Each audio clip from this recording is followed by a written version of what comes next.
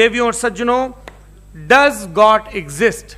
इस सवाल का जवाब सब अपने अपने तहीं खोजने की कोशिश कर रहे हैं। कोई इसको गॉड डैम पार्टिकल की खोज बताता है, कोई गॉड पार्टिकल की खोज बताता है, कोई हिग्स बोसान की खोज बताता है, कोई ये सवाल जवाब तलाशने की कोशिश करता है कि मास एग्जिस्टेंस में आखिर आया कैसे, हुआ क्या था, सृष्टि के पहले, समय के पहले क्या था। और कोई ये कहता है कि ये सारी खोजें जिस मस्तिष्क में हो रही हैं प्रकृति के क्रम में, वो कैसे विकसित हुआ। मैं उम्मीद करता हूं कि हम आज इन बुनियादी सवालों के कुछ जवाब हासिल करने में कामयाब हों। मैं सबसे पहले मंच पर आमंत्रित कर रहा हूं मुफ्ती शमाइल नदवी साहब को। आइए सर जी।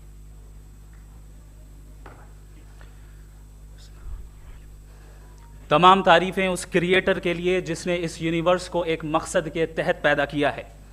रिस्पेक्टेड जनाब जावेद अख्तर साहब, मिस्टर सौरभ द्विवेदी और respected audience, thank you all for being here today.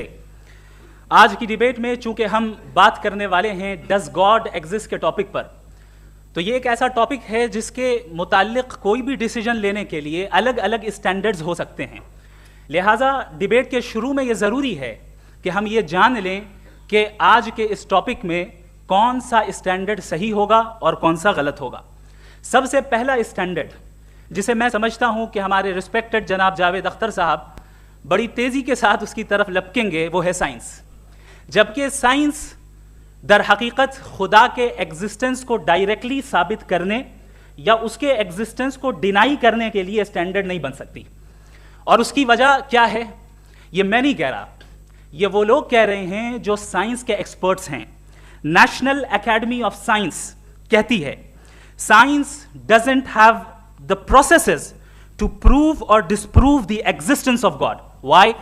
क्योंकि साइंस का ताल्लुक एम्पेरिकल एविडेंस से है और एम्पेरिकल एविडेंसेस का ताल्लुक हमारे नेचुरल और फिजिकल वर्ल्ड से है, जबकि गॉड नॉन फिजिकल और सुपर नेचुरल रियलिटी है। लिहाजा नॉन फिजिकल रियलिटी को आप उस टूल के साथ नहीं चेक कर सकते जिसका काम फिजिकल रियलिटी को तलाश करना है। लिहाजा आज इस डिबेट में गॉड की एग्जिस्टेंस को साबित करने या उसे डिनाई करने में साइंटिफिक एविडेंस को एक्सेप्ट नहीं किया जाएगा। दूसरा स्टैंडर्ड हो सकता है रेविलेशन, कि रेविलेशन के जरिए हम यह साबित करें कि गॉड एग्जिस्ट करता है या नहीं। लेकिन यह स्टैंडर्ड भी आज इररेलेवेंट है। क्यों? क्योंकि रेविलेशन मेरे नजदीक सोर्स ऑफ नॉलेज है, वैलिड सोर्स ऑफ नॉलेज है, लेकिन हमारे जावेद अख्तर साहब के नजदीक ये वैलिड सोर्स ऑफ नॉलेज नहीं है। लिहाजा आज की डिबेट में मैं एक भी एविडेंस किसी भी मजहबी स्क्रिप्चर से नहीं दूंगा ताकि जावेद अख्तर साहब के लिए वो अनएक्सेप्टेबल ना हो। तीसरा जो मेयार हो सकता है वो है ऑब्जर्वेशन, कि भाई कोई कहे कि हमें खुदा दिखाओ, अगर है तो दिखाओ, या ये कि खुदा के एग्जिस्टेंस पर एम्पेरिकल एविडेंस दो। तो ये है दर हकीकत गलत टूल का इस्तेमाल करना। ये ऐसा ही है कि जावेद साहब मुझसे ये मुतालबा करें कि मुफ्ती साहब आप मेटल डिटेक्टर के जरिए प्लास्टिक डिटेक्ट करके दिखाएं। अब चूंकि प्लास्टिक डिटेक्ट नहीं हो पा रही है लिहाजा plastic does not exist. No, you are using the wrong tool. इस टूल से प्लास्टिक को डिटेक्ट नहीं किया जाता। लिहाजा मैं समझता हूं कि गॉड के एग्जिस्टेंस पर एम्पेरिकल एविडेंस का मुतालबा करना एक बचकाना मुतालबा है और हमारे रिस्पेक्टेड जनाब जावेद अख्तर साहब इस स्टेज से अब बहुत आगे निकल चुके हैं। अब बचता है एक ही स्टैंडर्ड और वो स्टैंडर्ड है अक्ल, लॉजिक, रीजनिंग। और यही वो स्टैंडर्ड है जिसके तहत गॉड की एग्जिस्टेंस को साबित किया जाएगा या गॉड की एग्जिस्टेंस को डिनाई किया जाएगा। लेकिन चूंकि ये बहुत इंपॉर्टेंट और सेंसिटिव टॉपिक है, इसलिए लॉजिकल आर्ग्यूमेंट भी ऐसा होना चाहिए जो डेफिनेटिव हो, इनडेफिनेटिव ना हो, जो 2 और 2 4 की तरह बिल्कुल वाजे हो, जिसे लॉजिकली रिजेक्ट करना पॉसिबल नहीं हो। फॉर एग्जाम्पल हम कहें हमारे रिस्पेक्टेड मिस्टर सौरभ साहब, ये एक इंसान है और तमाम इंसान कॉन्शियस बीइंग है। लिहाजा नतीजा क्या निकला, हमारे सौरभ साहब भी कॉन्शियस बीइंग है। क्या ये इंडेफिनेट आर्ग्यूमेंट है या डेफिनेट आर्ग्यूमेंट है? ये डेफिनेट आर्ग्यूमेंट है। ये 2 और 2 की तरह वाजे है, इसमें किसी तरह जो है लॉजिकली इसको रिजेक्ट नहीं किया जा सकता। तो अगर आज हमारे जावेद अख्तर साहब ऐसी कोई अकली दलील और लॉजिकल एविडेंस दें खुदा के ना होने पर जो डेफिनेट भी हो, तो मैं ये ऐलान करता हूं कि यकीनन मैं उस एविडेंस को कबूल करूंगा और उस पर गौर करूंगा। लेकिन साथ में ये भी ऐलान कर देता हूं प्रेडिक्शन के तौर पर कि ऐसा कोई डेफिनेट आर्ग्यूमेंट कोई नहीं पेश कर सकता। दलील हम देंगे और डेफिनेटिव दलील देंगे, लॉजिकल दलील देंगे, ऐसी दलील देंगे जो एंटायर एथिस्टिक वर्ल्ड उसे रेफ्यूट नहीं कर सकती। चलें अब हम एक एग्जाम्पल सोचते हैं, एक सिनेरियो, सिंपल सिनेरियो, तमाम ऑडियंस से गुजारिश है, हम और आप एक आइसोलेटेड आइलैंड पर हैं, ऐसा आइलैंड जहां पे हमसे पहले कोई कभी नहीं गया। चलते चलते आपके सामने अचानक आपने देखा एक पिंक कलर की बॉल पड़ी हुई है। सबसे पहला सवाल आपके जहन में क्या आएगा कि ये बॉल यहां क्यों आई, कैसे आई, ये पिंक कलर की ही क्यों है, कोई और कलर भी हो सकता था, ये इसी शेप में क्यों है, कोई और शेप भी हो सकता था।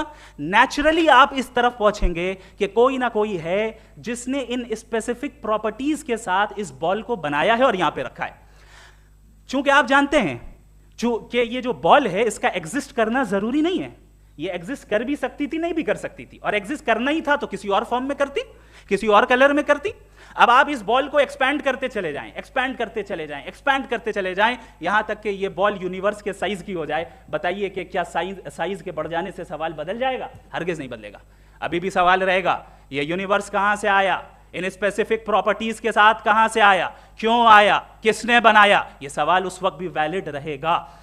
लेकिन ये सवाल अगर हम जनाब जावेद अख्तर साहब से करें तो चूंकि इनका वर्ल्ड व्यू एथिस्टिक है, और सिर्फ इनका नहीं, मतलब जितने भी एथिस्ट हैं और एथिस्टिक वर्ल्ड व्यू को रखने वाले से अगर आप ये सवाल करें कि ये यूनिवर्स कहां से आया, तो इनका जवाब या तो आर्ग्यूमेंट फ्रॉम इग्नोरेंस होगा या डॉगमेटिक होगा।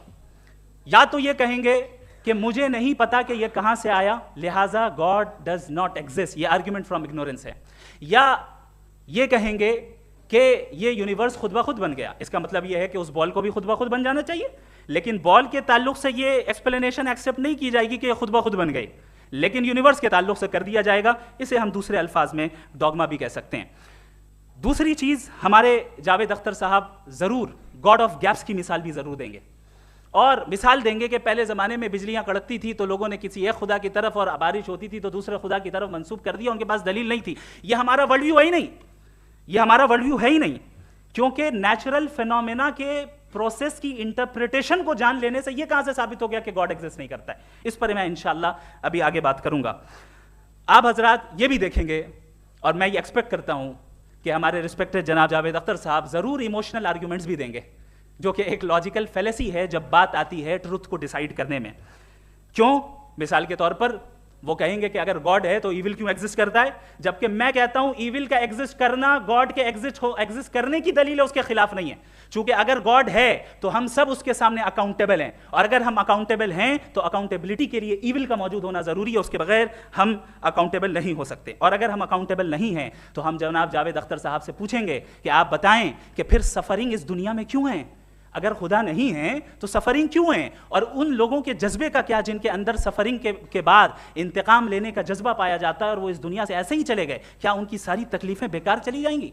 अब आ जाएं उसी एग्जाम्पल की तरफ कि बॉल, मुझसे अगर कोई पूछे इस बॉल को किसने बनाया और या इस एक्सपेंडेड बॉल को किसने बनाया, मैं कहूंगा कि चूंकि ये यूनिवर्स और इस यूनिवर्स की तमाम चीजें कॉन्टिंजेंट हैं। कॉन्टिंजेंट होने का मतलब ये होता है कि जो अपने एग्जिस्टेंस पे किसी के ऊपर डिपेंड करती हो, तो जाहिर है ये यूनिवर्स कॉन्टिंजेंट है। और अगर कोई चीज़ कॉन्टिंजेंट नहीं है तो मैं रिक्वेस्ट करूंगा कि मुझे दिखा दें कि कौन सी चीज़ यूनिवर्स में कॉन्टिंजेंट नहीं है, हम भी ज़रा गौर कर लें और हम भी देख लें। और जब कॉन्टिंजेंट चीज़ें मौजूद हैं तो फिलोसोफर्स की इस्तिलाह के मुताबिक, हम उस टर्मिनोलॉजी के मुताबिक हम उस जगह तक पहुंचते हैं और उस हस्ती तक पहुंचते हैं जिसे नेसेसरी बीइंग कहा जाता है, कि ये वो नेसेसरी बीइंग है जिसका मौजूद ना होना नामुमकिन हो। क्योंकि अगर ये मौजूद ना हो तो सारी चीजें एग्जिस्टेंस में आएंगी ही नहीं, और ये सारी कॉन्टिंजेंट चीजें उसी के ऊपर डिपेंड करती हैं। अब अगर आप ये सवाल करते हैं कि फिर उस हस्ती को किसने बनाया, फिर उसका कॉज क्या है, फिर उसका कॉज क्या है, फिर उसका कॉज क्या है, और एंडलेसली चले जाएं, इसे हम कहते हैं इन्फिनिट रिग्रेस ऑफ कॉजेस, जो कि लॉजिकल फेलेसी है। कॉन्सेप्चुअली इन्फिनिटी पॉसिबल है। मिसाल के तौर पे न्यूमेरिकल्स 1 2 3 गिनते चले जाएं, इन्फिनिट नंबर्स हैं। मैं कॉन्सेप्चुअली बात नहीं कर रहा, प्रैक्टिकली रियलिटी में साबित करके दिखाएं कि infinite regress of causes possible हैं या नहीं। अगर पॉसिबल हैं तो हम मान लेंगे, मिसाल दे दें, और पॉसिबल नहीं है तो एक ही ऑप्शन बचता है जिसे हम कहते हैं नेसेसरी बीइंग। ऐसी नेसेसरी बीइंग जो इंडिपेंडेंट है, क्योंकि अगर वो डिपेंडेंट हुई तो वो नेसेसरी नहीं रहेगी। ऐसी इंडिपेंडेंट बीइंग जो इटर्नल है, अगर वो इटर्नल नहीं होगी, उसकी बिगिनिंग होगी तो वो खुद कॉन्टिंजेंट है।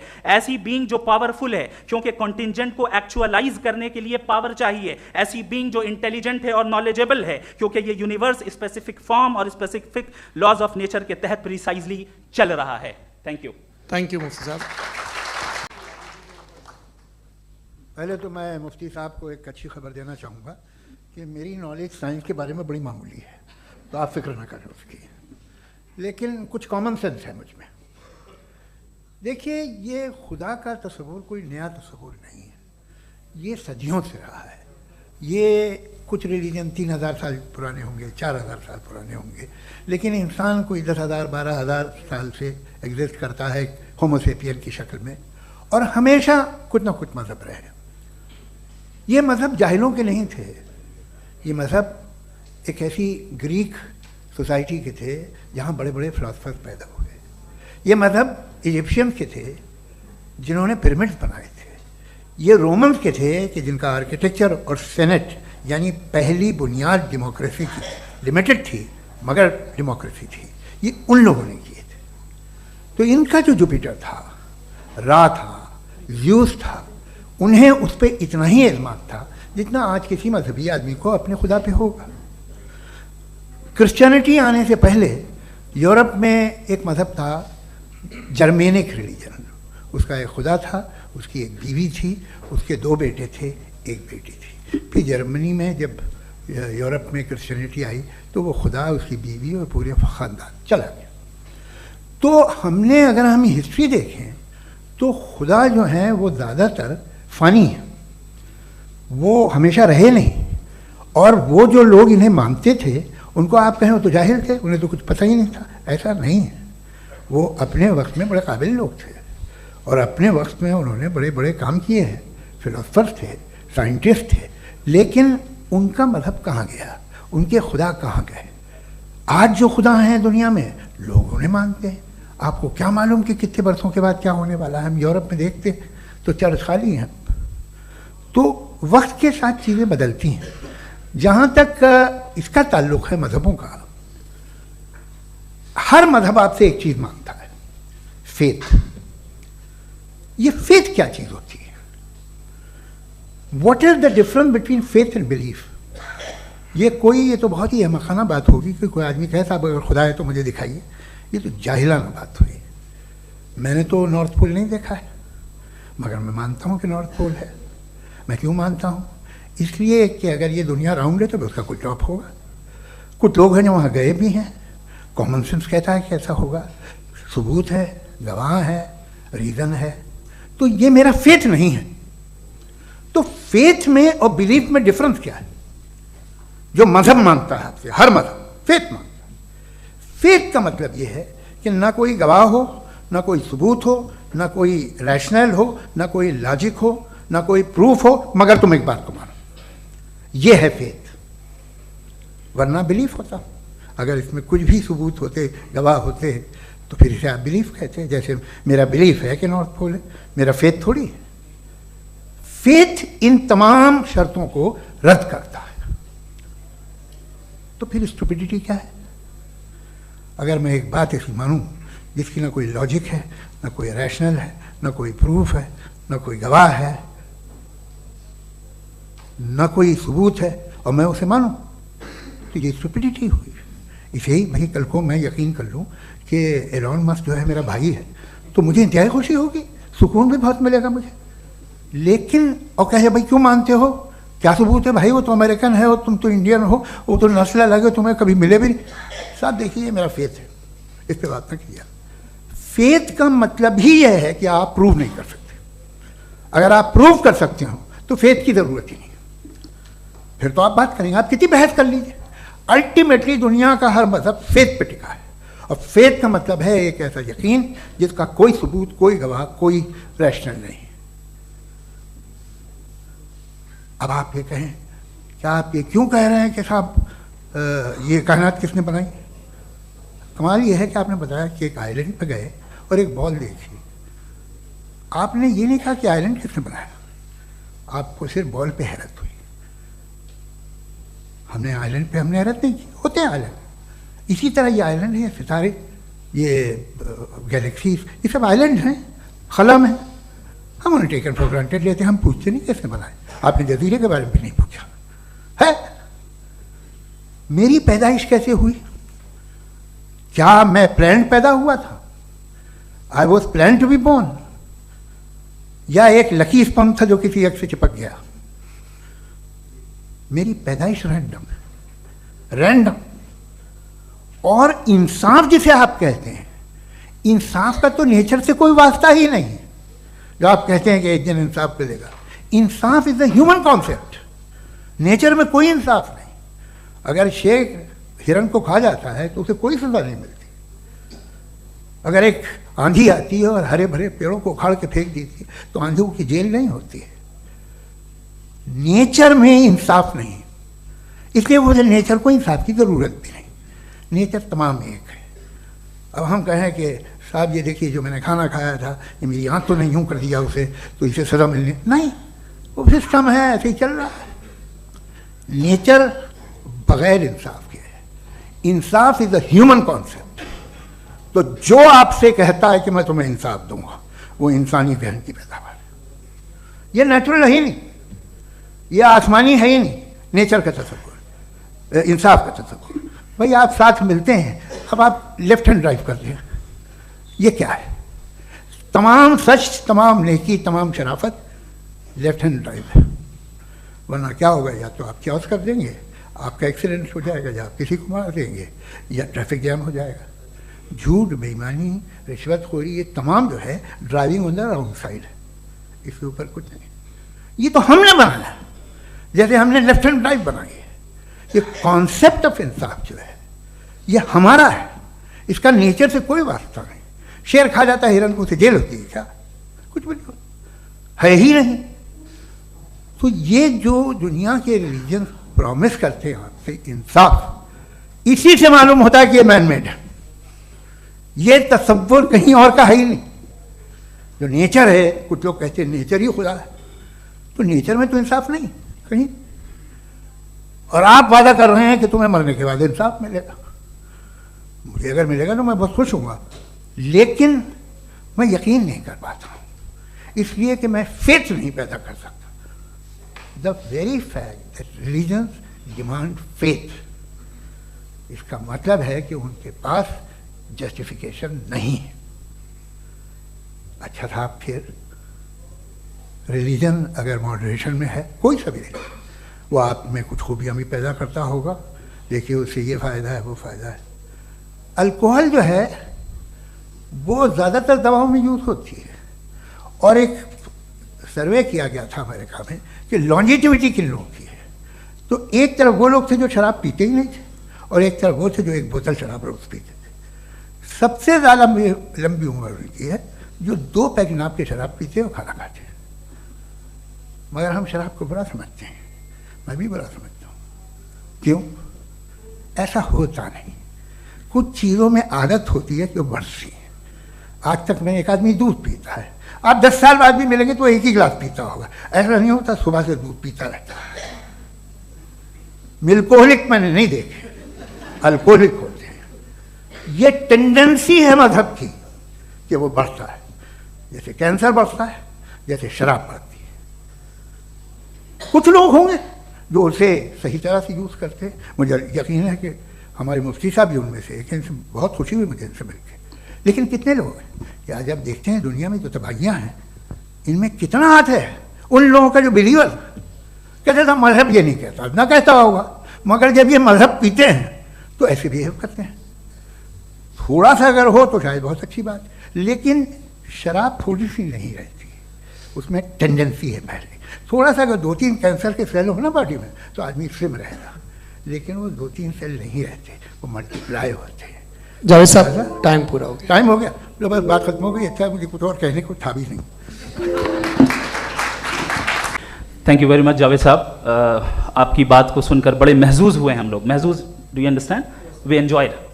ओके, अब थोड़ा सा लॉजिकली उसको हम लोग देखते हैं। दरअसल हम लोगों ने कल गुजारिश की थी मुफ्ती साहब से भी, जावेद साहब से भी, कि हिंदुस्तानी ज़बान आम फहम सबको समझ में आ जाए, और जहाँ कहीं आप मुश्किल शब्द इस्तेमाल करें वहाँ बताते भी चलें।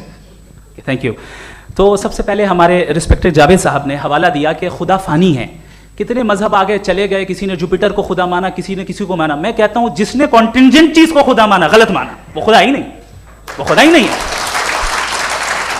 हम तो नेसेसरी बीइंग को साबित करने बैठे हैं, वो नेसेसरी कॉज जो इटरनल है, जो अबदी भी है और अजली भी है, हम किसी और को साबित करने नहीं बैठे। दूसरी चीज उन्होंने कहा कि फेथ एंड बिलीफ, ये एक ऐसी डेफिनेशन है फेथ की जो इन्होंने पहली मर्तबा पेश की है, या माफ कीजिएगा इन्होंने पहली मर्तबा पेश नहीं की है, रिचर्ड डॉकिंस ने पहली मर्तबा पेश की है। मुझे मालूम है ये सोर्स कहां से है। एपिस्टेमोलॉजिकली फेथ और बिलीफ का फर्क आप इस तरह नहीं कर सकते सर। फेथ सही भी होता है, गलत भी होता है, बिलीफ सही भी होता है, गलत भी होता है। जो लॉजिक, रीजन और एविडेंस से बैक्ड होगा वो फेथ सही होगा। और आप जिस फेथ की बात कर रहे हैं कि इलॉजिकल है और उसके पीछे नहीं है, तो we are on the same page.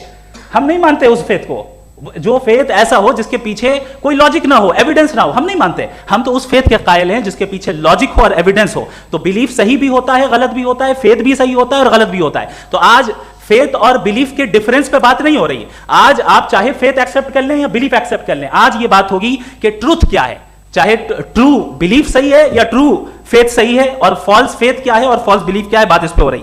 दूसरी चीज इन्होंने पूछा स्टुपिडिटी फिर क्या है। अगर फेथ रिलीजन स्टुपिडिटी नहीं है तो और क्या है, चूंकि फेथ का मुतालबा करते हैं तो स्टुपिडिटी क्या है। मैं कहता हूं स्टुपिडिटी एथिज्म है। उसकी वजह यह है कि आप एक सड़क पे जा रहे हो और आप किसी गार्डन में जाएं और देखें वहां लिखा है फूलों के साथ I love Javed Akhtar, and I really do, I love you sir. So जब आप वहां पर पहुंचे तो वहां पहुंचकर अब ये बताएं, क्या आप ये कहेंगे wow what a natural selection, ये क्या नेचुरल सिलेक्शन है? नहीं, ये प्रिसाइजली डिजाइंड है, इसके पीछे डिजाइनर है। लिहाजा अगर कोई एक ऐसी कॉमन सेंस की बात को कबूल नहीं कर रहा है कि यूनिवर्स जो इतने प्रिसाइजली काम कर रहा है, हम कहते हैं कि खुद ब खुद बन गई, मैं समझता हूं इससे बड़ी स्टुपिडिटी और कुछ नहीं है। ये इरैशनल चीज है।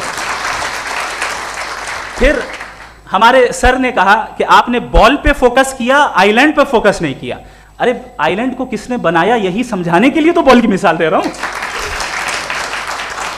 और बॉल भी कॉन्टिंजेंट है, आइलैंड भी कॉन्टिंजेंट है, दोनों नेसेसरी बीइंग का मुतालबा करते हैं। आगे इन्होंने कहा कि नेचर में कोई इंसाफ नहीं है। हम डिसाइड करते हैं कि मोरालिटी क्या होती है, इंसाफ क्या होता है। हम डिसाइड करते हैं, जैसे ड्राइविंग सीट में ट्रैफिक वाला, ये तो किसी खुदा ने नहीं कहा, ये है, इसे कहते हैं फॉल्स इक्विवेलेंस। ये एक लॉजिकल फेलेसी है। आपने जो है मिसाल दी ड्राइविंग की और ट्रैफिक की, ये सब्जेक्टिव मोरालिटी है। आप सब्जेक्टिव मोरालिटी को मिसाल बनाकर ऑब्जेक्टिव मोरालिटी के ऊपर नहीं थोप सकते। इंसाफ ये ऑब्जेक्टिव मोरालिटी है। अगर आप ये कहते हैं कि नेचर में इंसाफ नहीं है तो इंसाफ का न होना ये नेचुरल हुआ, तो फिर नेचर को नेचर रहने दे, क्यों हम इतना स्ट्राइव कर रहे हैं दुनिया में इंसाफ लाने के लिए? ये तो इलॉजिकल बात है, इरैशनल बात है। इसलिए बहुत सी चीजें ऐसी हैं जो ऑब्जेक्टिवली जो है इविल या गुड हैं, और बहुत सी चीजें ऐसी हैं जो सब्जेक्टिवली हैं। सब्जेक्टिवली जो मोरल होता है या इमोरल होता है उसको हम सोशल कंसेंसस से या पर्सनल प्रेफरेंस से डिसाइड करते हैं। लेकिन जो ऑब्जेक्टिव मोरालिटी है, जिसमें इंसाफ आया, जो इन्होंने बार बार रिपीट किया, ये ऑब्जेक्टिव है, सब्जेक्टिव नहीं है। अगर आप कहते हैं ये सब्जेक्टिव है, तो मेरा सवाल आपसे ये है, क्या सोशल कंसेंसस के जरिए अगर जुल्म को सही करार दे दिया जाएगा तो आप जुल्म को जस्टिफाई करेंगे?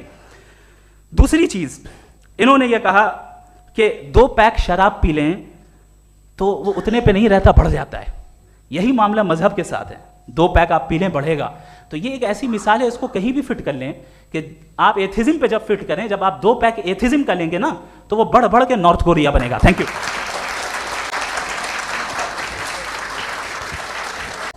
मुझे इस बात की खुशी है कि मुफ्ती साहब ने भी मान लिया कि नेचर में कोई इंसाफ नहीं है। तो कोई भी चीज़ जो इंसान ने नहीं बनाई है उसमें इंसाफ नहीं होता है। एक बात मैं आपसे अर्ज़ करूँ, जरा पता लगा लीजिएगा, ये जो आप बाग में जाते हैं बेहद खूबसूरत फूल देखते हैं ना, इनमें से कोई नेचुरल नहीं है। ये सारे फूल क्रॉस करके बनाए गए हैं। जो जंगल में फूल होते हैं निहायत मामूली होते हैं। ये फूल इंसानों ने बनाए हैं। जो आप बाग में देख के वाह वाह कहते हैं, ये इंसानों के बनाए हुए हैं। डिफरेंट फूलों को क्रॉस करके, डेवलप करके, फिर क्रॉस करके इस तरह से बनाए गए। नेचुरल फ्लावर नहीं। किसी जंगल वीरान में जाके आप गुलाब के फूल नहीं देखेंगे, ये सब बनाए हुए इंसान ने। बहुत से काम इंसान ने किए हैं। बाकी है कि आपने मेरी एक बात का जवाब नहीं दिया, जिससे मुझे शिकायत है कि फेथ क्या है और आप फेथ मांगते क्यों हैं मुझसे? आप तो लॉजिकल हैं, आपके पास तो सारे रैशनल हैं, आपके पास सारे सबूत हैं, तो आपको फेथ की डिमांड क्यों करते हैं कि भाई तुम सरेंडर कर दो और सवाल मत करो? कोई मजहब सारे सवाल करने की इजाज़त नहीं देता है और मना करता है कि ज़्यादा सवाल ना करो, बह जाओगे तुम। आप क्यों रोकते हैं? हकीकत यह है कि इंसानी तारीख क्या है। इंसानी तारीख यह है कि दुनिया में 2 तरह के लोग हुए हैं। एक वो जिन्होंने अपनी लाइल्मी की परस्तिश की है, दूसरे वो जिन्होंने अपनी इग्नोरेंस या लाइल्मी से झगड़ा किया है और मालूम किया है कि क्या है। ये जो आप कह रहे हैं, आज आप हैरान हैं कि भाई ये यूनिवर्स कैसे बनी। लोग हैरान थे कि सूरज डूबता है तो इधर से कैसे निकलता है। और आप एक कदम जाके हमेशा का मानने को तैयार है, एक कदम पीछे ही मान जाइए। भाई आप इसके बाद जाते हो, कहते सवाल ना करना कि ये कहाँ से आया, ये पावर तो हमेशा से हमेशा रहेगी। तो आप यूनिवर्स के बारे में मानने में क्या तकलीफ है? एक कदम पहले रुक जाइए, ये हमेशा से थी या नहीं थी हमें मालूम नहीं है। और ये कहना कि हमें मालूम नहीं है, कमाल ये है कि दुनिया के सारे मजहब सब जानते हैं ये दुनिया कैसे बनी थी, कैसे मिटेगी, मरने के बाद क्या होगा, इनको सब इल्म है। इनको किसी को डायनासोर होते थे पहले ये नहीं पता था, किसी को नहीं पता। किसी भी दुनिया की मजहबी किताब में डायनासोर का जिक्र नहीं है। लेकिन बाकी सब बातें, how to make universe in 4 easy lessons and बाकी सब पता है। जिसको सब पता है वो गड़बड़ है। हम में ये इंकिसार, ये ह्यूमिलिटी होनी चाहिए कि हम ये कहें कि हमें ये बहुत सारी बातें नहीं मालूम, लेकिन हम उनकी परस्तिश ना करना, अपनी लाइल्मी को की परस्तिश ना करें, हम उसे पता लगाने की कोशिश करें। जिस दुनिया में आप बैठे हैं सर, ये हॉल जो है, ये इलेक्ट्रिसिटी जो है, ये माइक जो है, जिस हवाई जहाज से आप आए थे, वो जिस कार से आप यहाँ आए हैं, ये सब उन लोगों की बनाई हुई है जिन्होंने सवाल किए थे। ये दुनिया जिसमें आप आज आराम से हैं, ये उन लोगों की बनाई है कि जिन्होंने सवाल किए थे। और हर स्टेज पे इन सवालों को मकरूह कहा गया था, गलत कहा गया था। आप जरा तारीख पढ़िए, एक बड़ी दिलचस्प किताब है बर्ट्रैंड रसेल की, जिसमें उसने रिलीजन एंड साइंस कि कब से रिलीजन जो है साइंस के अगेंस्ट है। और हद तो ये है कि भाप के इंजन के खिलाफ थे, स्टीम इंजन के भी खिलाफ थे, वो फतवे हुए उन पर, वेटिकन ने दिए।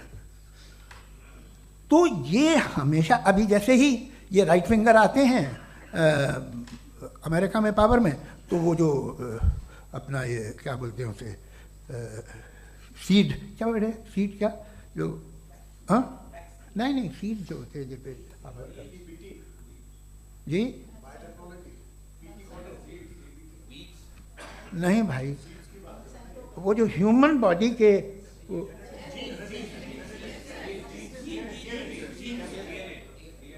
उस पर रिसर्च बंद हो जाती है, रिपब्लिकन नहीं करने देते। अरे भाई इतना डर क्या है तुम्हें? एक ज़माने में बहुत नाराज थे ये सारे मजहबी लोग कि ये इंसान तो इंसान बनाने की कोशिश कर रहा है। आपको क्या तकलीफ भाई, बना ले तो बना लेने दो, ये खौफ क्या है? और ये सब आज जो आप कह रहे हैं नामुमकिन है, ये कैसे हुआ? मुझे एक किस्सा याद आता है। जब मैं 6ठी क्लास में था तो मैं मैथमेटिक्स में बहुत वीक था, तो एक टीचर रख दिया गया, उसने 1 2 3 4 5 6 7 तो सिखा दिया मुझे।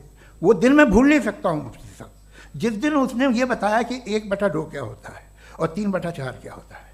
मुझे ऐसा लगा कि मेरा सर बीच से फट जाएगा। ये आदमी कह रहा है कि जो दीवार के अंदर जाओ वॉक करते हुए। आज हंसता हूँ मैं इस बात पे। तो आज जो बातें आपके जहन से बिल्कुल परे हैं और आप हैरान होते हो उन्हें देख के, एक वक्त आएगा कि मामूली लगेंगे। और हुआ है, आपकी इंसानी तारीख ही है। इतनी जल्दी सारे फैसले आप मत कर लीजिए, थोड़ा ये ह्यूमिलिटी रखिए कि भाई ये हमें नहीं मालूम। ये कहने में क्या आ रहा है? ये यूनिवर्स कहाँ तक फैली, ये कब से है और कब तक रहेगी, हमें नहीं मालूम। आपने फैसला कर लिया कब बनी। ये आपके हिसाब से कोई 14 बिलियन ईयर्स बनी जो समझा जाता है। उससे पहले हजारों करोड़ों अरबों साल तक खुदा बैठा क्या कर रहा था? खामोश बैठा था, ऐसे ही जमाइयाँ ले रहा था। फिर उसे आइडिया है, यार एक काम करते, वक्त अच्छा गुजर जाएगा, यूनिवर्स बना से। सोचिए, वो तो हमेशा से है ना, मगर यूनिवर्स हमेशा से नहीं है, ये तो बनाई गई है। और उससे पहले क्या था, इनका क्या काम था? कैसी बात है, ये बड़ा आसान है। जो बात हमें आज धीरे धीरे पता चली है, बरसों 2000 और 2500 साल पहले आपको किसी ने बता दिया कि क्या था, आप मान गए, और तब से वही मान रहे हैं जो 2500 साल पहले कहा गया था। सब कुछ बदल गया है, सॉल्व हो रही हैं चीज़ें। अभी साइंस बिल्कुल दावा नहीं करती, या कोई फिलोसफर ये दावा नहीं करता कि हमें सब मालूम, बल्कि वो कहता है कि हमें जितना मालूम होता है उससे ये मालूम होता है कि हमें कितना कम मालूम। तो हम अपनी जहालत से लड़ें उसकी परस्टिश ना करें। जी, time. Thank you so much. शुक्रिया। जनाब जावेद अख्तर साहब कई मर्तबा दोहरा रहे हैं कि फेथ का मतलब बताइए, फेथ का मतलब बताइए। मैंने बता दिया, फेथ सही भी होता है, गलत भी होता है। और आज हम फेथ पे बात नहीं कर रहे हैं, हम ट्रुथ और डज गॉड एग्जिस्ट पे बात कर रहे हैं। क्या डज गॉड एग्जिस्ट, ये ट्रुथ यानी गॉड है या नहीं है, इसमें से दोनों ट्रुथ क्या है। अब आप उसे फेथ कह लें, बिलीफ कह लें, नॉट माई बिजनेस। उसके बाद आपने कहा कि भाई सवाल करने से मजहब रोकता है। मैं कहता हूं जो रोकता है वो रोकता होगा, मैं नहीं रोकता, बल्कि सवाल करें, सवाल करना चाहिए। सवाल कर करके तो हम आगे बढ़ते हैं, तरक्की करते हैं, और इसीलिए मैं आज यहां पे आया हूं। लेकिन सवाल सिर्फ खुदा से नहीं होगा, आपसे भी होगा। सवाल एथिज्म से भी होगा, सवाल सिर्फ मजहब से नहीं होगा, सबसे होगा। और आज मैं सवाल करूंगा और उम्मीद है कि आप जवाब देंगे। अभी तक आपने वैसे कॉन्टिंजेंसी आर्गुमेंट का कोई जवाब नहीं दिया है। चलें, आपने कहा यूनिवर्स के बारे में इटर्नल क्यों नहीं बोल देते। ये चूंकि लॉजिकली पॉसिबल ही नहीं है कि यूनिवर्स इटर्नल हो। यूनिवर्स एक कॉन्टिंजेंट चीज है जो टाइम एंड स्पेस के पाबंद है, टाइम एंड स्पेस से बाउंड है। जो टाइम एंड स्पेस से बाउंड होगा वो कॉन्टिंजेंट होगा, जो कॉन्टिंजेंट होगा वो उसकी बिगिनिंग हुई होगी, जिसकी बिगिनिंग हुई होगी वो इटर्नल नहीं हो सकता। ये तो कॉमन सी बात है। आपने कहा कि किसी मजहबी किताब में डायनासोर का जिक्र नहीं है। अफसोस कि आज तक किसी मैथमेटिक्स के किताब में मुझे डायनासोर का जिक्र नहीं मिला। तो इसका मतलब मैथमेटिक्स की किताब बेकार है? नहीं, उसका वो टॉपिक नहीं है। रेवलेशन का और मजहबी किताबों का टॉपिक ये नहीं है कि आपको आके बताए साइकिल कैसे बनाते हैं, या आकर ये बताएं कि जो है डायनासोर कब था। वो तो मोरालिटी सिखाने आया है, गॉड के बारे में बताने आया, नॉन फिजिकल रियलिटी की हकीकत को सिखाने के लिए आया। रिलीजियन साइंस को रोकता है? नहीं रोकता। अगर रोकता है तो गलत करता है। रिलीजियन साइंटिज्म को रोकता है, जिसमें हमारे जावेद साहब मुब्तला हैं। साइंस और साइंटिज्म में फर्क है। साइंटिज्म यह है कि आप समझें कि साइंस और साइंटिफिक मेथोडोलॉजी ये नॉलेज को हासिल करने का वाहिद सोर्स ऑफ नॉलेज है। यह है साइंटिज्म। हम इसे रिजेक्ट करते हैं। हम साइंस को तो तरक्की करते हैं। भाई आप हमारी पूरी तारीख कर लें, पढ़ लें तो आपको पता चल जाएगा। बहरहाल ये अलग टॉपिक है। उसके बाद इन्होंने एक लफ्ज़ कहा, वेटिकन ने फतवा दिया। वेटिकन का फतवे से कोई ताल्लुक नहीं है, दोनों कॉन्ट्राडिक्टरी अल्फाज हैं। उसके बाद उन्होंने कहा कि भाई हमें नहीं मालूम। अगर नहीं मालूम तो क्लियरली कह देना कि नहीं मालूम है, इसमें क्या हरज है। तो वही तो मैं कह रहा हूं ना कि आप कह दें कि नहीं मालूम, लेकिन क्लेम क्यों कर रहे हैं कि गॉड एग्जिस्ट नहीं कर रहा है। आप कह दें नहीं मालूम है, हो सकता है हो सकता ना हो, लेकिन आप क्लेम कर रहे हैं। The moment you say God does not exist, this is a claim, and now the burden of proof is upon you too, जैसे हमारे ऊपर है। और क्यों है मैं बताता हूं, क्यों है ये भी मैं बताता हूं। फिलोसॉफिकली जो क्लेम होता है ना, सिर्फ ये नहीं होता कि इंसान कहे पॉजिटिव क्लेम करे और नेगेटिव क्लेम करे तो बर्डन ऑफ प्रूफ नहीं है। आप मिसाल के तौर पे मैं कहूं कि फुला उस कमरे में कोई नहीं है, मैंने एक नॉलेज का क्लेम किया है। उस कमरे में कोई नहीं है, मैंने एक नॉलेज का क्लेम किया। या तो मैं कहूं मुझे नहीं पता, हो भी सकता है नहीं भी हो सकता है, this is not a claim. लेकिन जब मैं कह रहा हूं कि वहां कोई नहीं है या मैं कह रहा हूं वहां कोई है, दोनों क्लेम है और दोनों के ऊपर बर्डन ऑफ प्रूफ है। हमारे ऊपर भी बर्डन ऑफ प्रूफ है। मैंने कंटिजेंसी आर्ग्यूमेंट दिया, इसे तोड़कर दिखाइए। आखिरी चीज, इन्होंने कहा कि खुदा दुनिया बनाने से पहले 150 साल पहले या करोड़ों साल पहले क्या कर रहा था। अरे हजरत, चलें बहरहाल मैं जवाब दे देता हूं। आप हमारे रिस्पेक्टेड पर्सनैलिटी हैं, अगर आप नहीं होते तो मैं ऐसे एंटरटेन ही नहीं करता। टाइम, ये 100 साल पहले या 100 साल बाद, पहले बाद में अभी, ये वो अल्फाज हैं जिनका ताल्लुक टाइम से है। टाइम शुरू ही हुआ है यूनिवर्स की बिगिनिंग के बाद, तो उसके पहले खुदा क्या कर रहा था? सवाल इलॉजिकल है, ये फेलेसी है। यानी आप ये कह रहे हैं कि यूनिवर्स के बनने से पहले खुदा क्या कर रहा था? टाइम के बनने से पहले, पहले का ताल्लुक टाइम से, टाइम उस वक्त था ही नहीं, तो ये सवाल ही इनवैलिड है खुदा के ताल्लुक से। दूसरी चीज, आर्ग्यूमेंट ऑफ कंटिजेंसी जो मैंने आपके सामने पेश की है, आपने बार बार ये प्रूफ किया और ये कह रहे हैं कि गॉड ऑफ गैप्स। देखिए पहले नहीं मालूम था, साइंस ने कर दिया। सिंपल की मिसाल से मैं समझा देता हूं। जिस गैप्स की आप बात कर रहे हैं ना, साइंस उन गैप्स को जिन चीज के जरिए भी प्रूव करेगा वो कॉन्टिजेंट ही होगा। अब चाहे वो फोर्स हो, मैटर हो या एनर्जी हो। लिहाजा सवाल हमारा उस वक्त भी वैलिड होगा जब तक कि आप नेसेसरी बीइंग पे ना आ जाएं। और इन्फिनिट रिग्रेस पॉसिबल नहीं है of causes in practical world, तो जाहिर है कहीं रुकना पड़ेगा। जहां रुकेंगे वही खुदा है। दूसरी चीज, आपने ये कहा, क्या कह रहा था मैं, किस पॉइंट को? What? Oh no, after that. Just now. हाँ, जहां रुकेंगे वही खुदा है। बहरहाल, तो टाइम का जिक्र हो गया, गॉड ऑफ गैप, सॉरी या इसकी एक मिसाल आप ले लें। एक कार है, एक साहब ने देखा कि भाई कार जो है उसके व्हील्स कितने अच्छे लगे हुए हैं सही जगह पे, स्टीयरिंग जो है कितने अच्छे जगह पे लगी हुई है, और सीट्स कितने वेल डिजाइंड है, कितनी प्रिसाइजली ये कार काम कर रही है, तो जरूर कोई ना कोई इसे क्रिएट किया है, किसी ने क्रिएट किया है। अब जावेद साहब आए और कहे अरे जनाब बोनेट खोलिए, इसमें इंजन है, इंजन इस कार को चला रहा है, hence prove no one has created the car. This is illogical, this is irrational. आपने इंजन के जरिए उस गैप को तो साबित किया, लेकिन क्या उससे कार की जो क्रिएशन है और उसका जो क्रिएटर है ये इंपॉसिबल हो जाए? ऐसा पॉसिबल है? उसका सवाल खत्म हो जाए, ऐसा पॉसिबल है? नहीं। आपने गैप्स को फिल करके, कॉन्टिंजेंट चीजों से गैप्स को फिल करके हमारे ऑब्जर्वेशन को और ब्रॉड कर दिया। अब हमें और पता चल गया कि ये जो कार है इसका सिस्टम कितना ज्यादा कॉम्प्लेक्स है। पहले कम समझते थे, अब कॉम्प्लेक्सिटी और ज्यादा वाजे हो गई। अब हमें समझ में आ रहा है कि हमारी सर्टेनिटी और बढ़ गई कि जरूर इस कार को किसी ना किसी ने बनाया। यही मामला यूनिवर्स का है। साइंस हमेशा फिजिकल वर्ल्ड की चीजों को ही फिल करती जाएगी और फिजिकल चीजों से ही करती जाएगी, क्योंकि एम्पेरिकल एविडेंस का ताल्लुक फिजिकल वर्ल्ड से है।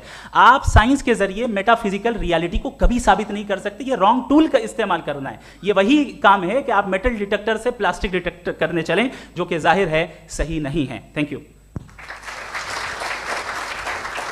पहले तो मैं आपसे अर्ज करूं कि आपने कहा कि जब कायनात ही नहीं थी तो वक्त भी नहीं था, कुछ भी नहीं था। कैसे नहीं था? खुदा था, एक एग्जिस्टेंस तो था ना खुदा का। तो जब खुदा था तो वक्त भी होगा। ऐसा नहीं है कि कुछ भी नहीं था, खुदा था।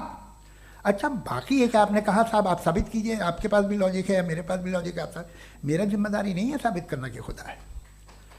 बर्टन रसल ने बड़ी अच्छी बात कही। बर्टन रसल ने बड़ी अच्छी बात कही। मैं आपसे अगर ये दावा करूं कि चाय की केतली मरीख के चारों तरफ घूम रही है, मार्स के चारों तरफ, तो ये आपका काम नहीं है कि आप साबित करें कि कोई चाय की केतली नहीं है। ये मेरा काम है, मैंने दावा किया है। ये दावा तो मजहबी लोग करते हैं कि खुदा है।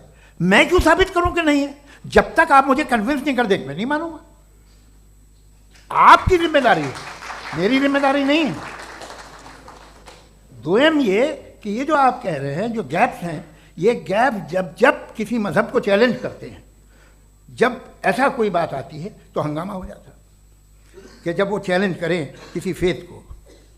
ये तमाम साइंस जो है इसे मुख्तलिफ जगहों पे मुख्तलिफ वक्तों में मजहब ने रोकने की कोशिश की है।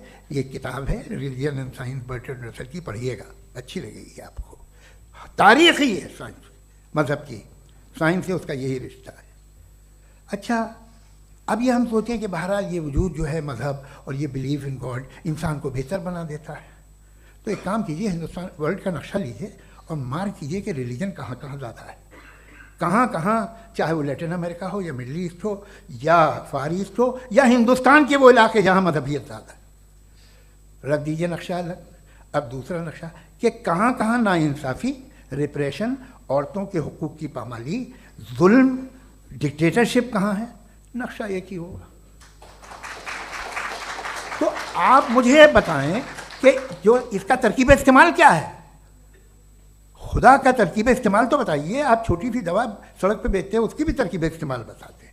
इसके इस्तेमाल से तो फ़ायदा ही नहीं हुआ किसी को।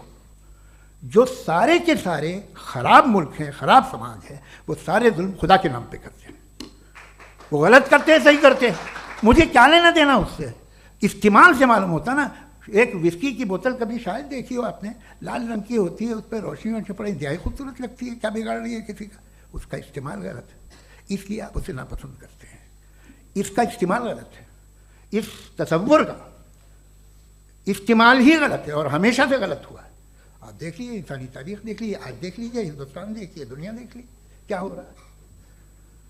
इसे कैसे इस्तेमाल कर रहे हैं फेथ वाले लोग? क्या फेयर हैं, जस्ट हैं, जो अपने खुदाओं पे यकीन रखते हैं? वो किस तरह के लोग हैं? वो लोगों को इंसाफ देते हैं, वो बेहतर इंसान बने। तो इस दवा का फ़ायदा क्या है? चलो बहुत फ़ायदा हो रहा तो मैं इस्तेमाल कर लूँगा। मुझे तो इस दवा का कोई फ़ायदा दिखता ही नहीं। मुझे तो ऐसा लगता, मैं एक और बात बताऊं, अगर कोई आदमी मजहबी है और अच्छा आदमी है तो मैं उसकी बहुत इज्जत करता हूँ, इसलिए कि मेरा ख्याल है मजहबी आदमी का अच्छा होना मुझसे अच्छा होने से ज़्यादा मुश्किल है। भाई हर चीज़ की एक लिमिट है। आप इतना भाग सकते हैं, इतना नहीं भाग सकते, इतना वजन उठा सकते, इतना नहीं उठा सकते, इतना दूर देख सकते हैं, इतना दूर नहीं देख सकते। उसी तरह कॉमन सेंस कहता है कि आप में नेकी का भी एक कोटा होगा। अब आप अगर सुबह जाते हैं अपनी इबादत गाह और इबादत करते हैं, तो बाहर निकलते हैं तो आप तो यही महसूस करते हैं कि आपने एक बहुत अच्छा काम किया, आपकी नेकी का एक बहुत बड़ा कोटा खर्च हो गया जिससे किसी का कोई फ़ायदा नहीं हो। मैं तो नहीं जाता हूँ, तो मुझे तो किसी को खाना खिलाना पड़ेगा, किसी बेवा की मदद करनी पड़ेगी। मैं अपना कोटा कैसे कंज्यूम करूँ? आप अपना कोटा, सारे मजहबी लोग इंतहाई यूजलेस कामों में यूज़ करते हैं। उसके बाद भी अगर आप में बच्ची है थोड़ी सी शराफत, तो भाई वाह क्या बात में जो हकीकी प्रॉब्लम है, असल प्रॉब्लम है, वो ये है कि जावेद साहब के पास कॉन्सेप्ट ऑफ गॉड क्लियर नहीं है। इन्होंने कहा कि कायनात से पहले खुदा तो था, तब भी तो टाइम होगा। ये टाइम कायनात का हिस्सा है। हम उस खुदा को मानते हैं, नेसेसरी बीइंग का टाइमलेस होना जरूरी है, चूंकि वो टाइम का क्रिएटर है। जब उसने टाइम को क्रिएट किया तो वो खुद टाइम पे कैसे होगा? उसने जब स्पेस को क्रिएट किया तो खुद स्पेस में कैसे होगा? अगर वो टाइम एंड स्पेस को पहले से ही उसका पाबंद है, तो फिर किस चीज को उसने क्रिएट किया? लिहाजा ये सवाल गलत है कि खुदा था तो टाइम होगा। बिल्कुल नहीं, टाइम के पाबंद हम हैं, खुदा नहीं है। हम फिजिकल वर्ल्ड से ताल्लुक रखते हैं, वो मेटाफिजिकल रियलिटी है। दूसरी चीज इन्होंने मिसाल दी कि चाय की केतली हवा में घूम रही होगी, और पता नहीं शायद वो बर्टन रसल का उन्होंने हवाला दिया। बहरहाल यही प्रॉब्लम है। प्रॉब्लम यही है कि हम चीजों के दरमियान डिफरेंशिएट नहीं कर पाते हैं। ये जो आपने मिसाल दी ये इमेजिनेशन है, और मैं जो साबित कर रहा हूं वो लॉजिकल नेसेसिटी है। आप इमेजिन करने आए तो कुछ भी करें, जुपिटर में पिंक एलिफेंट होगा, यूनिकॉर्न होगा, करें, उससे कायनात पे क्या फर्क पड़ता है? उससे आप लॉजिकल नेसेसिटी साबित नहीं कर सकते। मैं तो उस प्राइम कॉज की बात कर रहा हूं, उस नेसेसरी बीइंग की बात कर रहा हूं, जिसके बगैर इस कायनात का एग्जिस्टेंस मुमकिन नहीं है। दूसरी चीज, मजहब को साइंस चैलेंज करती है वगैरह वगैरह, ये हमारा टॉपिक ही नहीं है। मैं इस पर बात करूंगा तो फिर मेरा वक्त चला जाएगा। मजहब के ऊपर चूंकि हमारी डिस्कशन नहीं है, साइंस को मजहब और बिलखुसूस मैं और हमारा वर्ल्ड व्यू कम से कम साइंस को पीछे नहीं करता है, साइंटिज्म की मजम्मत करता है। इसकी वजाहत मैंने पहले कर दी। दूसरी चीज इन्होंने कहा वर्ल्ड का नक्शा लीजिए, वर्ल्ड मैप लीजिए, दो अलग अलग जगह की। हजरत मैंने ये होमवर्क किया था, और मैंने मिडिल ईस्ट का एक नक्शा लिया और यूरोप का एक नक्शा लिया, ये मजहबी इलाका और ये लिबरल और एथीस्ट इलाका। मुझे पता चला कि सबसे ज्यादा रेप केसेस जो हैं वहां पर है।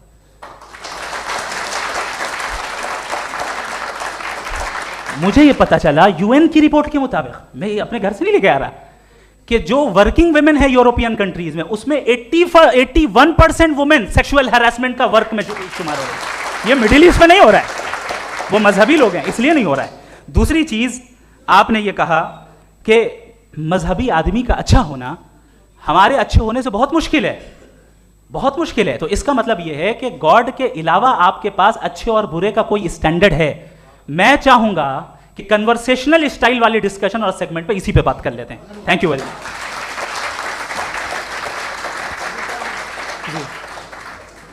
ये रिबटल का राउंड 2 है, आपके पास 5 मिनट का वक्त है, और इसके बाद क्रॉस एग्जामिनेशन शुरू करेंगे। आप चाहें तो जो इन्होंने सवाल पूछे उनके जवाब आप रिबटल में भी दे सकते हैं। जी जी, देखिए पहले तो ये बात कि ये मिसाल गलत नहीं है, गलत है।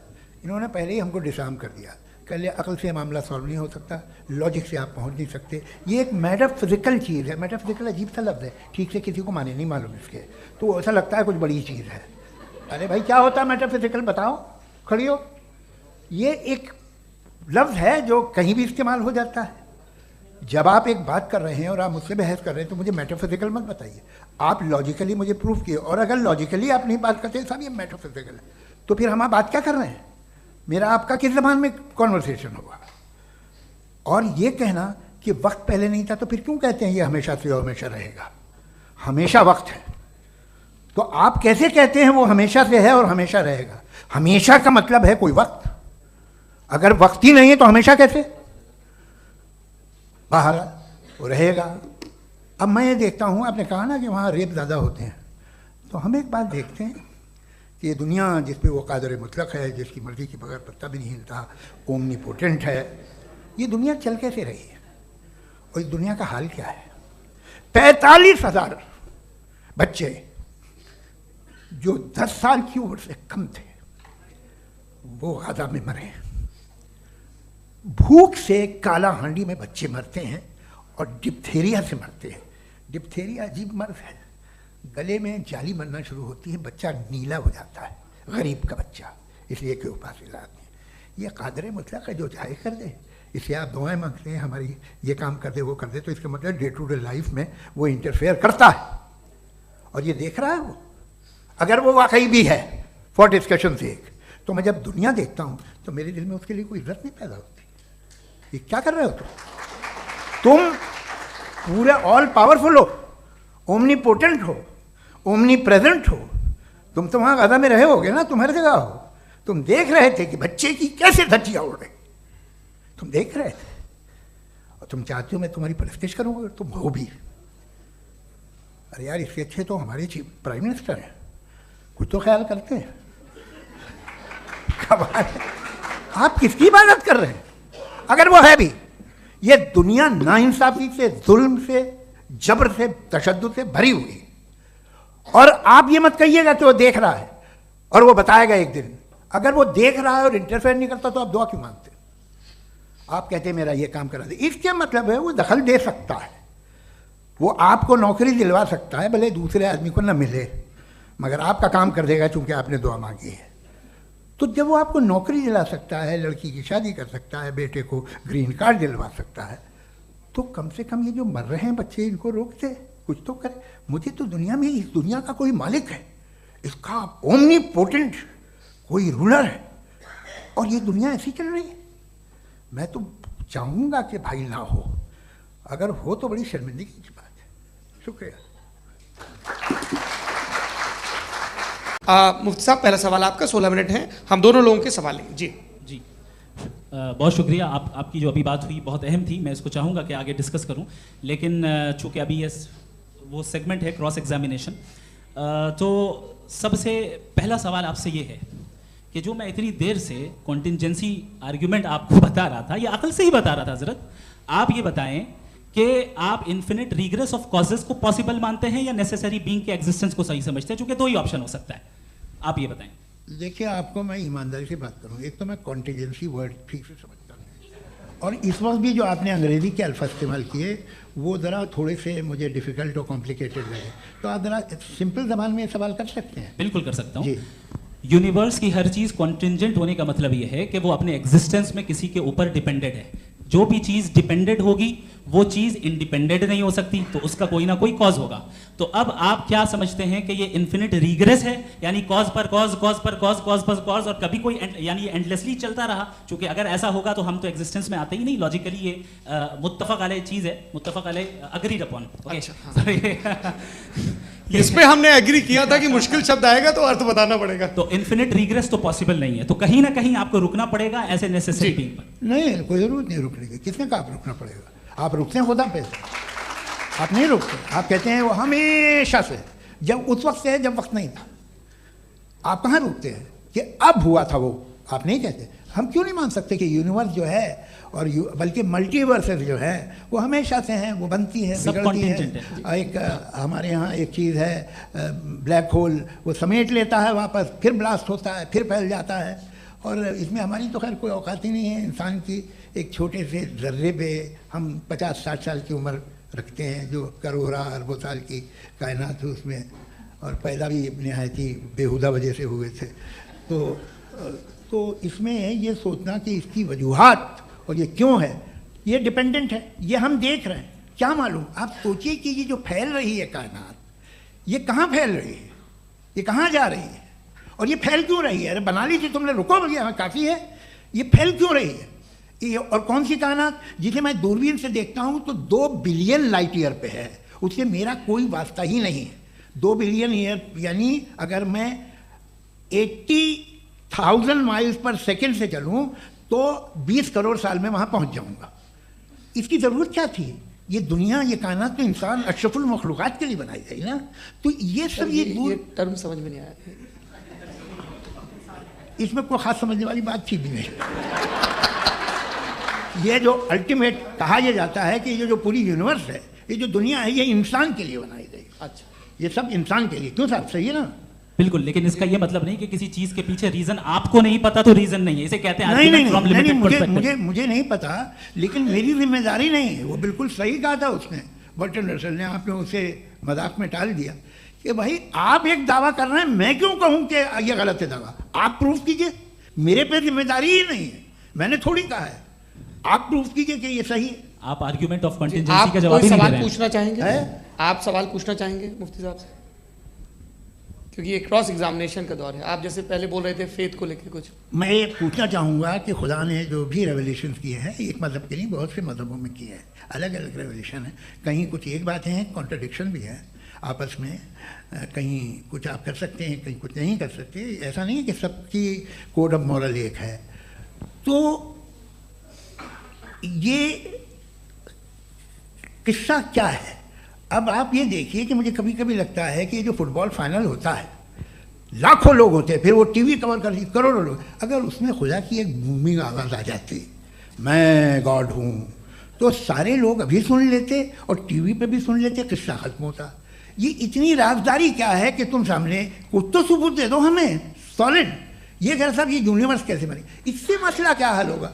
मैं पूछूंगा आपसे खुदा कैसे बना, क्यों नहीं पूछूंगा कैसे बना, बल्कि वो तो कायनात से कहीं ज़्यादा इंटेलिजेंट है, कायनात से कहीं ज़्यादा कॉम्प्लेक्स, जी वो हमेशा से है। अरे आप कहेंगे मैं मान लूँगा।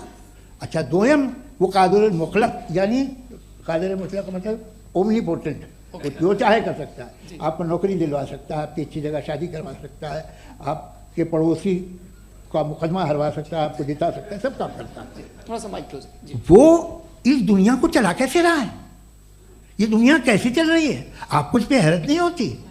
या क़यामत के बाद कभी एक जस्टिस होगा, जब ये बच्चा मर चुका होगा जिसकी धज्जियाँ उड़ गई बम से, इसको इंसाफ मिलेगा तब। अच्छा अब जवाब दूं? हाँ जी जी। मैं इसीलिए आप ही की तरफ। सबसे पहले आपने रेवलेशन और स्क्रिप्चर्स की बात की, इस पे मैं बात कर सकता हूं लेकिन आज नहीं करूंगा चूंकि वक्त कम है, कभी और इस पे डिस्कस करेंगे। मैं तैयार हूं उस पे भी बात करने के लिए। ये क्योंकि अभी हमारा से topic- राउंड 2 की भूमिका तय हो रही है।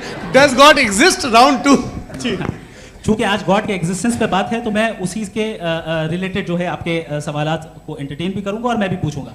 आपने कहा कि आपने साबित ही नहीं किया, जबकि आर्ग्यूमेंट ऑफ कॉन्टिजेंसी बुनियादी आर्ग्यूमेंट है। आप मुझे कॉन्टिजेंसी का मतलब बताइए, आपका मतलब क्या कॉन्टिजेंसी?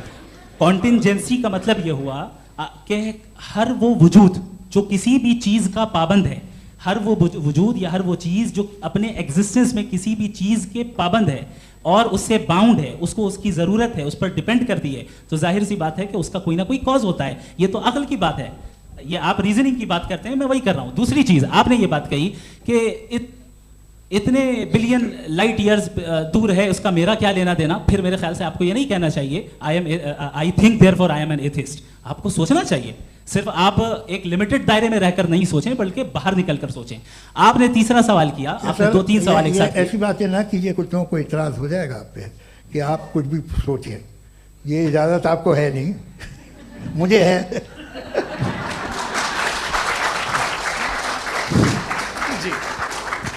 आपने प्रॉब्लम ऑफ इविल के ताल्लुक से सवाल किया और बार बार आप एक लफ्ज रिपीट कर रहे हैं कि ओमनीपोटेंट गॉड है, ऑल पावरफुल गॉड है। यही तो दरअसल समझना है कि गॉड का कॉन्सेप्ट क्या है। प्रॉब्लम ऑफ इविल जो है, प्रॉब्लम ऑफ इविल दर हकीकत 2 असम्पशंस पर कायम है। अगर आप इन 2 असम्पशंस को समझ जाएं तो ये प्रॉब्लम नहीं रहेगी, आर्ग्यूमेंट आपको समझ में आ जाएगी कि ये कोलैप्स कर जाता है।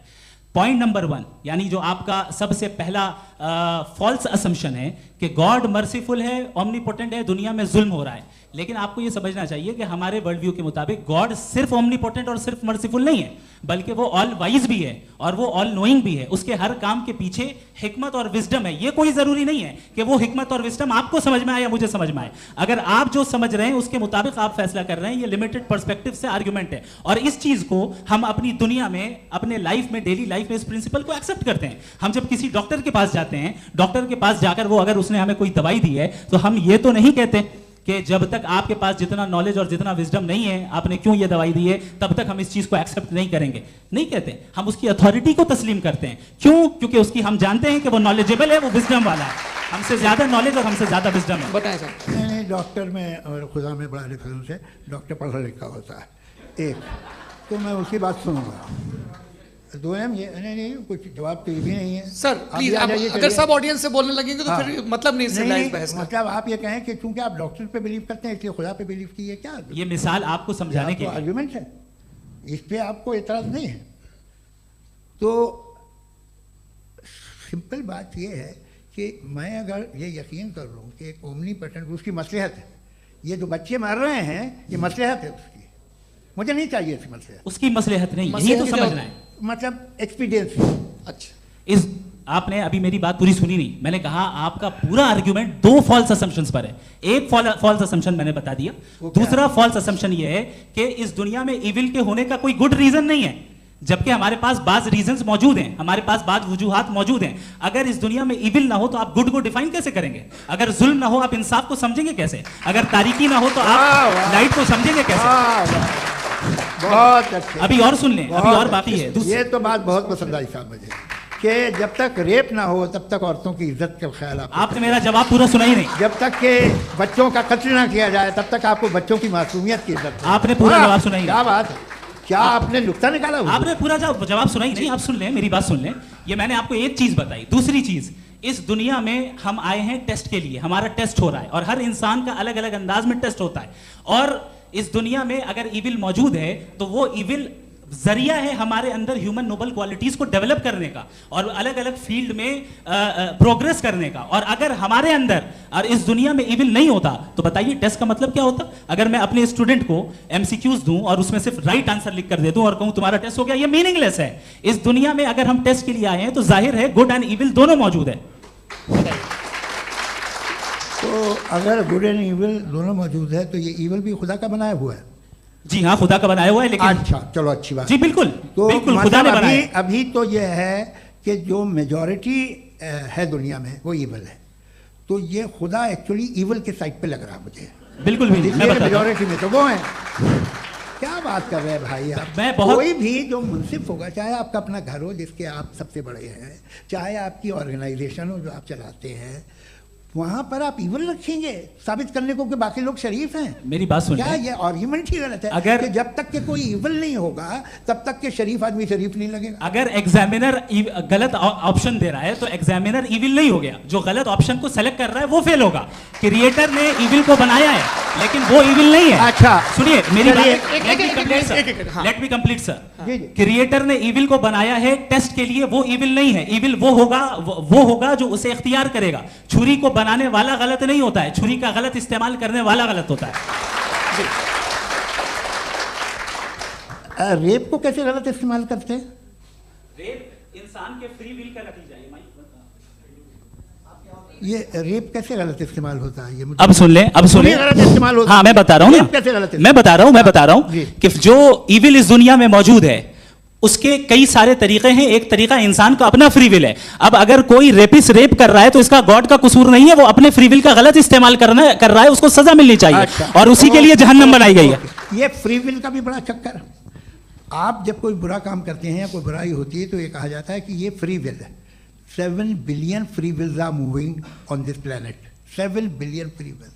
और एक आदमी अपनी फ्री विल से मुझे कत्ल कर दे तो मैं खुदा की मर्जी से मरा हूँ कि इसकी फ्री विल की वजह से? मेरी मौत खुदा के हाथ है या इस फ्री विल वाले के हाथ? खुदा ने फ्री विल का निजाम बनाया है और उस निजाम का गलत इस्तेमाल करके कोई आपको मार रहा है, इस्तेमाल करके मेरा कत्ल कर देता है। मेरी मौत का जिम्मेदार कौन है? वो इंसान जिम्मेदार है। वो इंसान। जी। तो ये कहना कि और उसको सजा मिलेगी। तो अब आप आगे चलिए कि ये तय करना कि अल्लाह ही या खुदा ही जिंदगी देता है, खुदा ही मौत देता है, ये गलत है। बिल्कुल गलत नहीं है। हाँ, नहीं, निजाम उसी ने बनाया फ्री विल का। निजाम मौत और हयात का उसी ने बनाया। You are contradicting yourself. अभी आपने कहा कि एक आदमी ने फ्री विल से आपको मार दिया, इसमें उसे फ्री विल दी गई थी, उसने गलत इस्तेमाल किया। 7 billion free wills are moving on this planet और आप चाह रहे हैं कि मैं सिर्फ खुदा का ध्यान करूं। ये 7 बिलियन फ्री विल्स को मुझे लुक आफ्टर करना पड़ेगा कि नहीं? ये तो तबाहियां कर रही हैं और तबाहियां ज़्यादा हो रही हैं। बिल्कुल। तो अगर आप बताएं अगर खुदा नहीं है फॉर एग्जाम्पल, तो आप इविल को कैसे डिसाइड करेंगे? यानी how can you define evil objectively without God? देखिए दुनिया में 2 तरह के जानवर हैं। एक जो अकेले रहते हैं जंगल में और एक जो ग्रुप्स में रहते हैं। ग्रुप में जो भी रहेगा, चाहे वो आपका फाउंडेशन हो, चाहे कोई क्लब हो, चाहे कोई पॉलिटिकल पार्टी हो, चाहे कोई यूनिट हो, उसमें आपको इंटरैक्ट करने के रूल बनाने पड़ेंगे। यानी लोग तय करेंगे। लोग तय करेंगे। अगर लोगों ने ये तय किया कि किसी का रेप करना सही, आप जस्टिफाई करेंगे? नहीं, आपका फाउंडेशन तो ये हो गया ना कि लोग ही विल डिसाइड करेंगे। नहीं, अरे दुनिया में ऐसे ग्रुप्स हैं जो रेप को जायज़ मानते हैं सर्टेन हालात में। मैं डिटेल में नहीं जानूंगा, आप भी जानते हैं। ये जो आईसिस वाले थे जिन्होंने क्या किया था, तो उन्होंने क्या किया उसका खुदा से कोई ताल्लुक नहीं है सर। मैंने सिंपल सवाल किया कि इविल को आप डिफाइन करते कैसे हैं? आइए वापस आइए जी। आप साथ में तभी रह सकते हैं जब कुछ आप ऐसे उसूल डेवलप करें जिसमें हर एक का बेसिक तहफ़्फ़ुज़, हर एक का बेसिक राइट हो और हर एक को कोई आराम मिले। यही तरीका है किसी भी ऑर्गेनाइजेशन जिसमें एक से ज़्यादा लोग हैं और वो ऐसे चलती है ज़िंदगी। उसमें अगर आप गड़बड़ करेंगे तो तबाही होगी, नुकसान होगा, बर्बादियाँ आएंगी। और अगर उसमें आप घर ले लीजिए ना, एक हस्बैंड है, एक वाइफ है, बच्चे हैं, वालदा भी हैं, 2 बहनें भी हैं, एक भाई भी है। अब इसमें कोई निज़ाम आपको चाहिए साथ में रहने का, और एक दूसरे पे भरोसा रहे, एक दूसरे के बहीख्वाह हों, एक दूसरे की मदद करें, ऐसी जिंदगी। सर आपकी बात आ गई, आप ये कह रहे हैं कि लोग डिसाइड करेंगे क्या सही है क्या गलत है, यही है मेजॉरिटी डिसाइड करेगी क्या सही है क्या गलत है? अरे भाई बिल्कुल। मेजॉरिटी अगर ये कहे कि नाजी जर्मनी के साथ जिस तरह मेजॉरिटी थी कि जेनोसाइड करना सही, आप जस्टिफाई करेंगे? उस वक्त आपका ये सवाल सिर्फ उसके बाद क्लोज करेंगे। हाँ, उस वक्त प्लेनेट पे जो लोग थे उनमें कितने लोग हिटलर को सही समझते थे? अच्छा, प्लेनेट की मेजॉरिटी तय करेगी, सोसाइटी की नहीं। प्लेनेट की मेजॉरिटी गॉड के एग्जिस्टेंस को सही मानती है, आप क्यों नहीं मानते? ये हेलो ये क्रॉस क्वेश्चन का राउंड यहाँ पर समाप्त होता है। और ये बड़ा अच्छा है कि इस तरह से फ्रेगमेंट कर दिया गया है ताकि जो मरकरी ऊपर जा रहा है नीचे जवाब दे दूं। जी। प्लेनेट की ज़्यादातर मेजॉरिटी कुछ दूसरे मजहबों के खुदा को मानती है।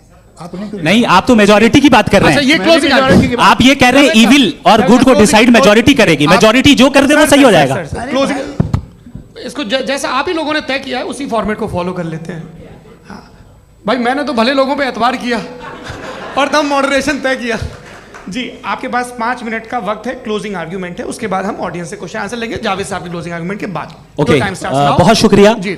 हमारा जो टॉपिक है डज गॉड एग्जिस्ट, मैं इस पे इतने एकेडमिक तैयारी करके आया था, मुझे था कि मैंने सोचा था कि कई सारे मैं आर्गुमेंट्स दूंगा, लेकिन वक्त की भी किल्लत और जावेद साहब बार बार इधर उधर चले जा रहे थे तो उसको भी थोड़ा एंटरटेन करना पड़ गया।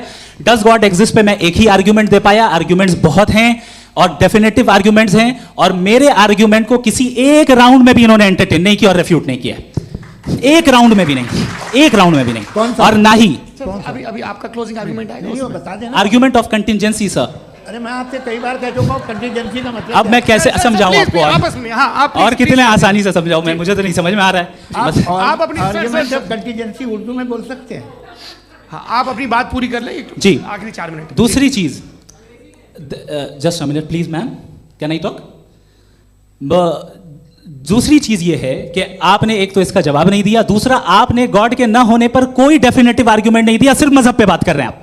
मजहब तो आज हमारा टॉपिक ही नहीं था, आज तो हमारा टॉपिक हो आप मजहब से ले लेकर आईएस तक चले गए। भाई हमारा क्या ताल्लुक है उससे? We condemn them. और उसका गॉड से क्या ताल्लुक है? अगर कोई गलत काम कर रहा है, किसी ने किसी को कत्ल किया, किसी ने किसी का रेप किया, उसको सजा मिलनी चाहिए। और आपके पास कोई भी rational strong foundation of morality नहीं है। आपने कहा कि मेजॉरिटी तय करेगी सोसाइटी की, वो सही होगा। मैंने कहा हिटलर को फिर आप सही कहेंगे, नहीं, प्लैनेट की सोसाइटी की मेजॉरिटी तय करेगी। तो प्लैनेट की मेजॉरिटी गॉड के एग्जिस्टेंस को मानती है, आप कह रहे हैं ये रिलीजियस है। तो यानी आपके पास कोई स्ट्रॉन्ग फाउंडेशन नहीं है ऑब्जेक्टिव मोरालिटी का। ऑब्जेक्टिव मोरालिटी का अगर कोई फाउंडेशन है तो वो सिर्फ गॉड है, गॉड है, गॉड है। थैंक यू जी। ये मुफ्ती शमाइल नदवी साहब का क्लोजिंग आर्ग्यूमेंट था। अब हमारे पास जी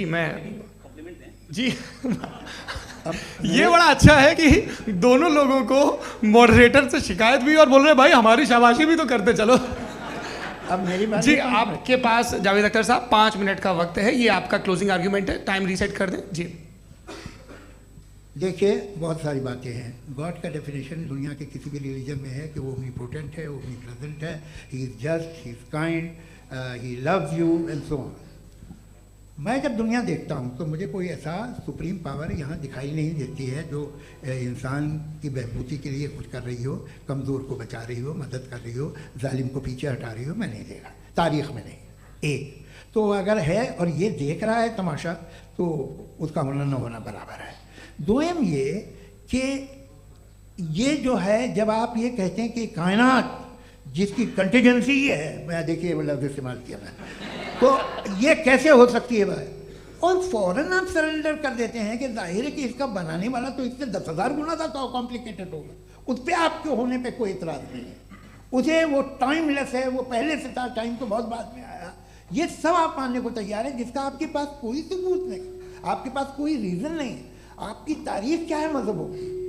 बिलीफ की, जो खुदाओं का बिलीफ है, ये कॉन्स्टेंटली गलत साबित होता रहा है। मतलब आप कहें कि अरिस्टोटल के ज़माने में तो सब जाहिल थे, वो भी इतने ही यकीन से खुदा पे यकीन रखते थे, जो अब नहीं रहा, ये भी नहीं रहेगा, आप लिख लीजिए। और इसके आसार आपको दुनिया में दिखाई देना शुरू हो चुके हैं। ये बहस क्या आज से 100 साल पहले इस तरह हो सकती थी? यहाँ तक तो आपको हम ले आए हैं। तो सर अरे इनको मदद की ज़रूरत नहीं भाई, ये सेल्फ सफिशिएंट आदमी है, आप क्यों इनकी मदद कर रहे हैं? Sir please. तो ये जो है तमाम बातें अपनी जगह हैं। ये एक पैकेज है, आप अकेले, कोई आदमी ऐसा नहीं जो सिर्फ गॉड को मानता, उसके साथ बहुत पैराफर्नेलिया आता है, अलग अलग पैराफर्नेलिया आते हैं। They have always created chaos in the society. मैं तो आपको सीधा ऑफर देता हूँ कि दुनिया में 10 इम्पॉर्टेंट बिलीव्स हैं, आप एक मानते हैं, 9 नहीं मानते, 9 में आप एथियस्ट हैं, 9 को आप बिल्कुल रीजनेबली मेरी तरह देखते हैं। तो 90 मजहबी आदमी भी 90% एथियस्ट है, वो दूसरे खुदा नहीं मानता, एक खुदा मानता है अपना वाला, बाकियों को कहता है गलत है। अगर आप मानना ही बंद कर दें तो आपका 10% चांस है कि आप सही हैं और 90% चांस है कि आप गलत हैं। मेरा मशवरा है, आप मानना छोड़ दिए तो 50% चांस होगा कि आप सही हैं और 50% चांस होगा, 40% आप गेन करेंगे बाय बिकमिंग एथियस्ट।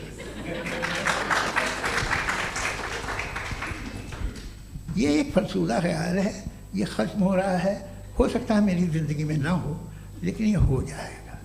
जो बातें ये इनको आप मेटाफिजिकल, ये वो ऐसे रिस्पेक्टेबल टर्म दे दिए, ये तो उन लोग के हैं जिन्हें ना फिजिक्स मालूम थी ना मेटा मालूम था, ये उन्होंने आपको दिए हैं। जी बहुत शुक्रिया आप दोनों लोगों का।